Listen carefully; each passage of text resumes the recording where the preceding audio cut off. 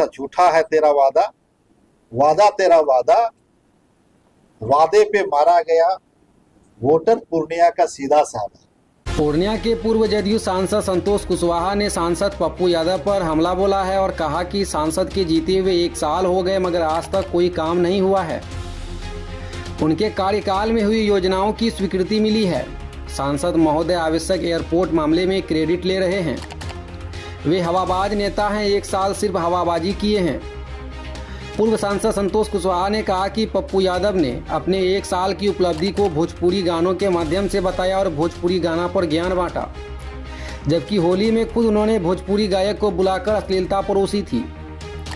उनके गृह जिले में हर साल भोजपुरी के नाम पर क्या होता है यह सबको पता है। वहीं उन्होंने कहा कि चुनाव से पहले डॉक्टर का फीस कम करने का सांसद महोदय ने वादा किया था, मगर इसके उलट अब डॉक्टर की फीस बढ़ गई है और इसके आड़ में दोहन शोषण हो रहा है। वहीं रोजगार के नाम पर युवाओं को ठगने का काम किया है। संतोष कुशवाहा ने कहा कि पप्पू यादव के कार्यालय के बगल में एक दंपति को घर से उनके ही लोगों ने बाहर कर दिया, इसलिए उनका कार्यालय न्याय का मंदिर नहीं बल्कि अन्याय का मंदिर है। था झूठा है तेरा वादा, वादा तेरा वादा, वादे पे मारा गया वोटर पूर्णिया का सीधा साधा। देखिए, मुझे तो लगता है कि पूर्णिया जिस गति से बढ़ रहा है और उतने ही गति से पीछे की ओर जा रहा है। जो विकास के काम जो हम लोगों ने स्वीकृत कराया, जो योजनाओं को लाया, बस वही चल रहा है। कोई नई योजना या कोई एक योजना स्वीकृत नहीं करा पाए। 1 साल का कार्यकाल रहा, हवाबाजी और अनर्गल बयानबाजी में पूरा साल बीता।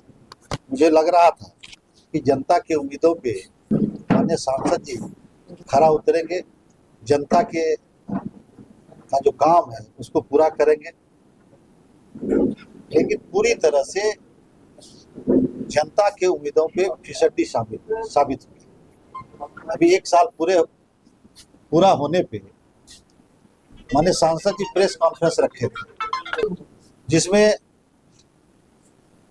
भोजपुरी गानों का विश्लेषण कर रहे थे, पोर्न साइट का विश्लेषण कर रहे थे।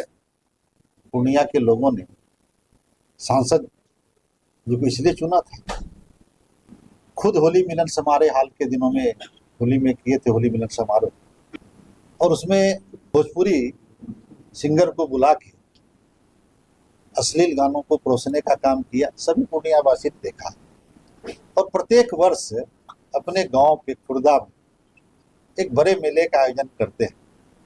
उसमें कई तरह के भोजपुरी सिंगर से लेके डांसर से लेके कई तरह के कार्यक्रम करते हैं।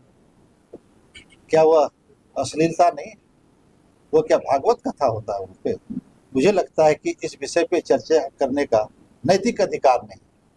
और रहा सवाल उनके 1 वर्षों का, उन्होंने 7 संकल्प की चर्चा चुनाव से पहले की। पहला संकल्प था उनका कि 4 महीने में हम हवाई जहाज यहाँ से उड़ा देंगे। क्या 4 महीने में पूर्णिया से हवाई जहाज की सेवा शुरू हो गई? और बीच बीच में वो कई पत्र दिखाते रहते हैं सबों को कि हम शरद यादव जी के समय, शाहनवाज जी के समय, रूडी जी के समय, अन्य समय पे जब यूपीए की सरकार थी उस वक्त का पत्र दिखाते रहते हैं। अगर उनसे जहाज चलना होता तो उस वक्त ही चल गया होता। आप सभी जानते हैं कि अगर वायु सेवा बहाल हो रही है पूर्णिया में, वो राज्य सरकार और केंद्र सरकार के प्रयास से, उनके सहयोग से हो रहा है। इसमें इनका कोई योगदान नहीं है। चुनाव जीतने के बाद अपने कार्यालय में लगाए कि न्याय का मंदिर है। वो न्याय का मंदिर नहीं, वो अन्याय का मंदिर है। इसीलिए उन्हीं के साथ रहने वाले, उन्हीं के सहयोगी शंकर यादव जी उसमें रहा करते थे, न्याय मंदिर के बगल में, जिनके घर को उजाड़ा गया, उनकी गर्भवती पत्नी को धक्का मार के निकाला गया और उस जमीन को दूसरे के हाथों बेचा गया। न्याय के मंदिर में ये अन्याय बोले थे कि 5 वर्षों में 10,000 युवाओं को हम रोजगार देंगे। उनसे हम सभी पूछना चाहते हैं कि 2000 में कितने लोगों को, एक वर्ष का कोटा 2000 होता है, तो कितने लोगों को रोजगार दे पाए हैं, ये भी पूर्णिया के नौजवानों को बताने की आवश्यकता है, उनको बताना चाहिए। तो पहले भी कहे कि हम जीतेंगे तो डॉक्टरों की फीस आधी करा देंगे, पैथोलॉजी की फीस उसको हम घटवा देंगे, घटा तो नहीं लेकिन फीस बढ़ जरूर गया। और उसके आड़ में जो सूचनाएं मिल रही है कि भाया दोहन भी हो चल रहा है। एक बयान उनका आया कि नाक पे भरोसा कर लेना चाहिए, नेताओं पे नहीं। तुमसे मेरा सवाल है कि आधे दर्जन से अधिक बार आप सांसद विधायक रहे, तो आपने अपने राजनीतिक जीवन में कितने लोगों को डसने का काम किया, ये भी उनको बताना चाहिए सांसद जी को कि कितने लोगों को आपने डसने का काम किया। कि जग हसाई मत करिए कि अब वो क्या बोलेंगे, उनको प्रामाणिकता के साथ बात रखनी होगी, सिर्फ हवा हवाई बात करने से नहीं होगा।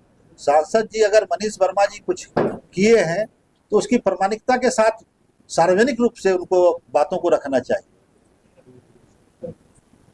सिर्फ आरोप लगाना उनका उद्देश्य रहता है, चर्चा में बने रहना है, इसके लिए कुछ कुछ करते रहते हैं।